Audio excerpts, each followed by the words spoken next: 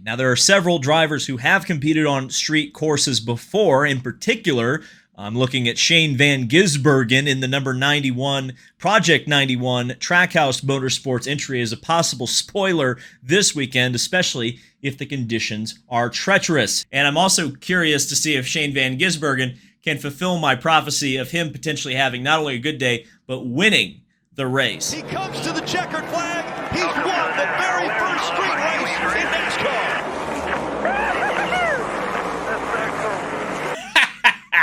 I enjoy being right sometimes. Shane Van Gisbergen. I want to put all the NBC commentators, with the exception of Mike Bagley and Marty Snyder, in the Bart Simpson chalkboard room and have them write and say Shane Van Gisbergen until they can all say it. Because they're probably going to have to. Because my assumption at this time, and Shane Van Gisbergen even said it at the end of the race, is that he's going to have offers falling out of his ears and elbows and whatever other orifice things can fall out of on the human body, of contracts to race in the United States, whether that's a Cup car, whether that's an IMSA car. I wouldn't even be surprised if he just got on some IndyCar teams' radars. And with Scott McLaughlin in IndyCar and tearing it up there, I wouldn't be surprised. I'll just put it that way.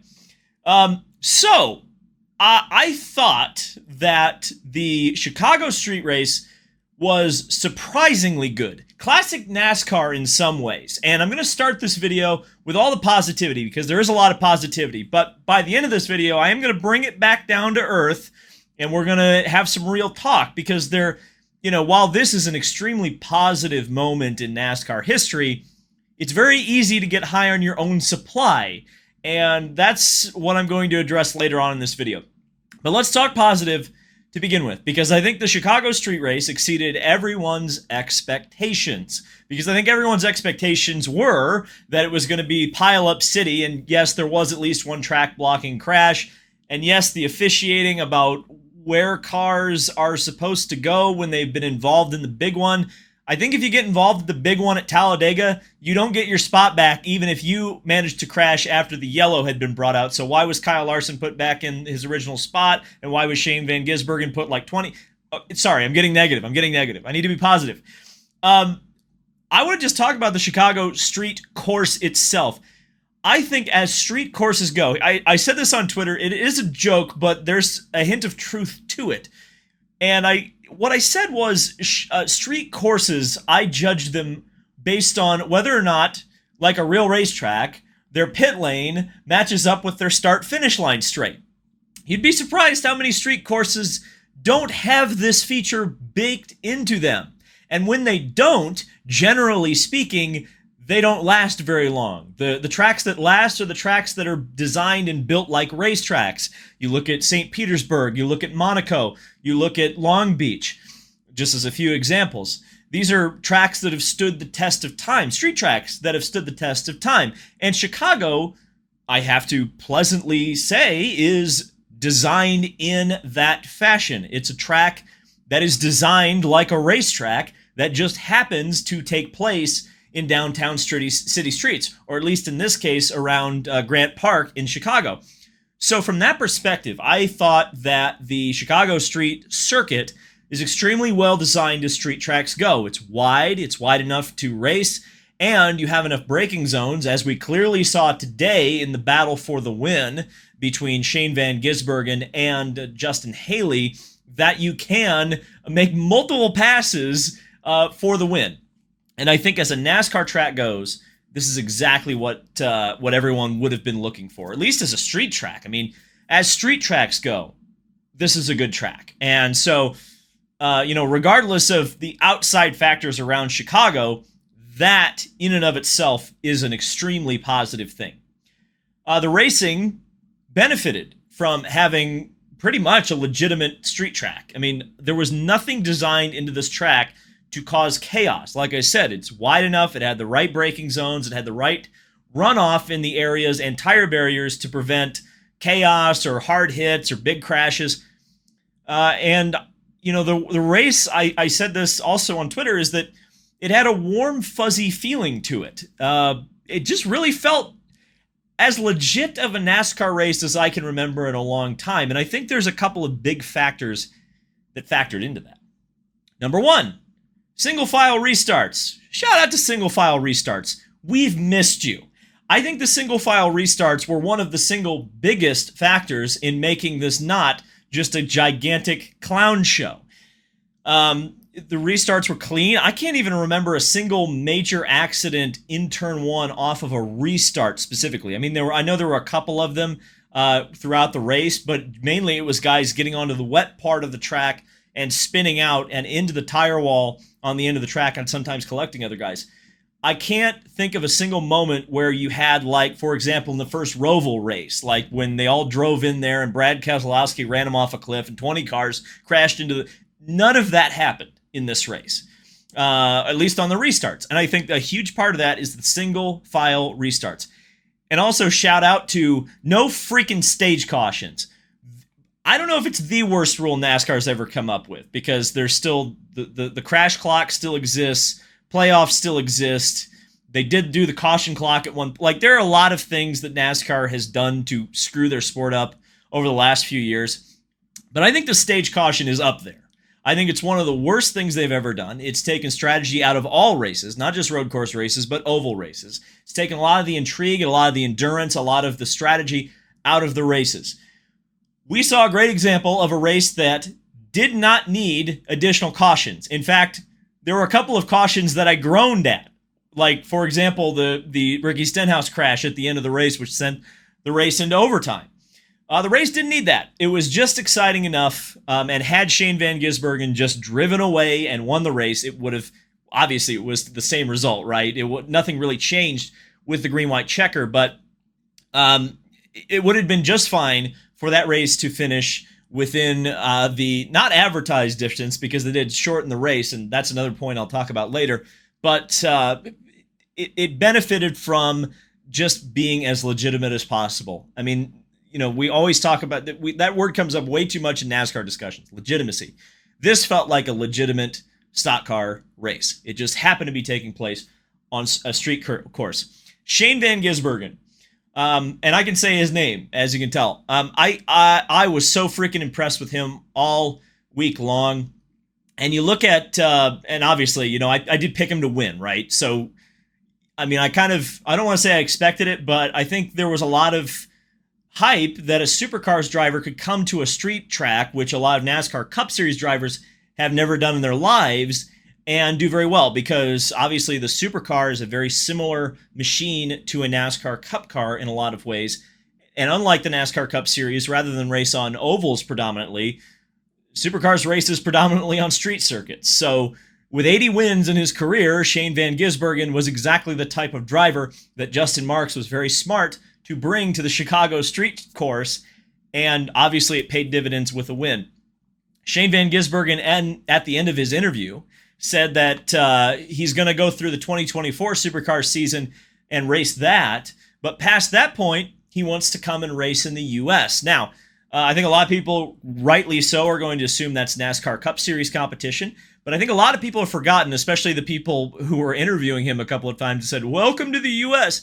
Well, Shane's raced here in the U.S. a couple of times. He's raced in IMSA. And do I think he's going to get a full-time IMSA ride? Do I think a full-time IMSA ride is going to pay more than a NASCAR ride? No.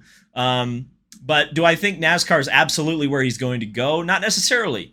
I would, again, like I said, I would be surprised if he's not on IndyCar teams' radars. The question, of course, would be, can an IndyCar team pay him what a NASCAR team is going to pay him? And the answer is probably no there. I would also wonder whether or not Shane Van Gisbergen is going to get any more races later on this year. We'll talk about that a little bit later. A couple of key stats about Shane Van Gisbergen, because his drive was amazing. The battle with Justin Haley was A-plus stuff. The fact that he came from 20th position, despite the fact that he shouldn't have been there because he passed a bunch of cars that were wrecked, and then those wrecked cars were put back in front of him. But I digress. He drove from 20th to the lead in about 15 laps. Now, granted, he had a tire advantage, a fuel advantage, blah, blah, blah, blah, blah. Doesn't matter. He did it. It was exciting. He's the first driver to win in his first NASCAR start since Johnny Rutherford won his Daytona Duel in 1963, driving for Smokey Yunick.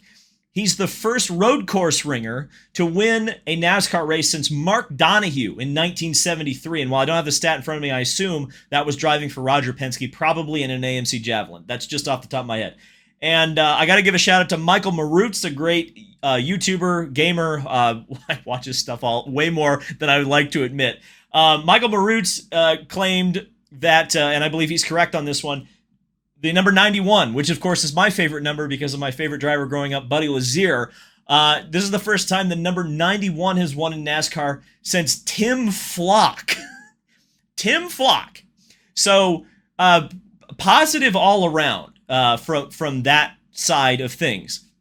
Let's bring it down. Back to earth. Back to reality. Oh, there goes gravity.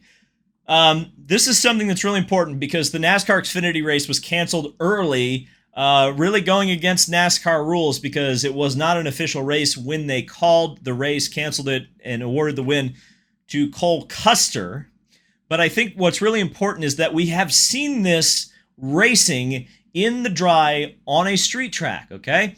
And for my money, and again, the Xfinity cars are now different, much, much different in construction and design and all that stuff from the current version of the Cup car, which in a lot of ways is closer to a V8 supercar or an Indy car or a sports car than it is to a traditional stock car. We understand that. We're making that point. But at the same time, the Xfinity race looked an awful lot like a street course race looks, which is spread out and, for the most part, single file. So if and when NASCAR comes back to this track or maybe another street track, don't expect the show that you got today. Because the show that you got today was a damp track, which NASCAR... I mean, it was so surreal to see NASCAR stock cars on a street course, much less in Chicago, in the rain. Just think about how crazy that scenario is as well. And that's why, you think about the damp track, you think about the change of the strategy in the race. Teams are strategizing for 100 laps, and then eventually, because of the impending darkness, it was changed to a 75-lap distance. 25% of this race was cut away from the race. And if you think about teams strategizing for a 100-lap race, consider the fact that more likely than not, the fastest cars all day, Christopher Bell, Tyler Reddick, and Shane Van Gisbergen, would have been out front the majority of the race. And what they would have done is run single file and ran away from the rest of the field. You wouldn't have had Justin Haley up there mixing it up with Shane Van Gisbergen at the end of the race. It just would have been Shane Van Gisbergen running away had it been a 100-lap race, even in the damp conditions, which by and large was quite interesting and quite exciting for the most part. But if you have a dry race in 100-lap conditions, I think you're going to see a much, much different show. So it's very important to not, keep your powder dry, so to speak. Don't immediately think that this is the next greatest thing in NASCAR, because that's where NASCAR is going to run into trouble. Let's not ignore the fact that the city is still Chicago. And up until the race, and maybe the race changed some minds, and we're not going to know that for a couple of months, but before this race, there was a lot of opposition within the city to this race. The fact that the Xfinity race was canceled, as well as every single concert that was supposed to be performed during this weekend, that's still a black mark on the event, and we're going to have to see how that ends up playing out. Hopefully the race was enough entertainment to keep the people of Chicago happy, but you can never be so sure about these sort of things. The 5 p.m. start, just why? Unless you're going to install temporary lights to make it a true night race. If you want to race in the evening, that's fine. But a 5 p.m. start was cutting it too close. Obviously, they had to cut the race by 25 laps with a little bit of a weather delay. And I mentioned the getting high on your own supply. NASCAR needs to be very careful about the reaction to this race. It's overwhelmingly positive, as it should be. But I think NASCAR expanding the calendar, assuming you can't race at Chicago again, or maybe you can race at Chicago again. If you go past one street course on the schedule per year, I think you run the very real risk of doing what you did to the Charlotte Roval, which is everybody thought the Roval was amazing the first year. And then what do? They start adding Rovals at Indianapolis, at Daytona, and they considered it at other tracks. They didn't end up doing it, but I think people got sick of Rovals very quickly. I think, by and large, NASCAR fans are getting sick of road course racing as well.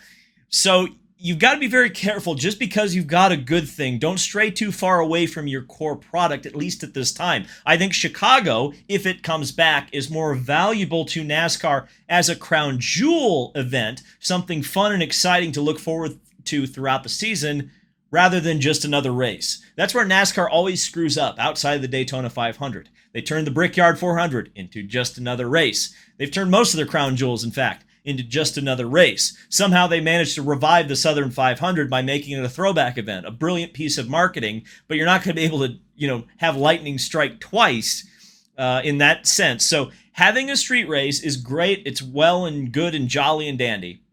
But the minute you start doing 2, 3, 4, 5, you turn into Champ Car, and then it's not special anymore. So I will end this video with this.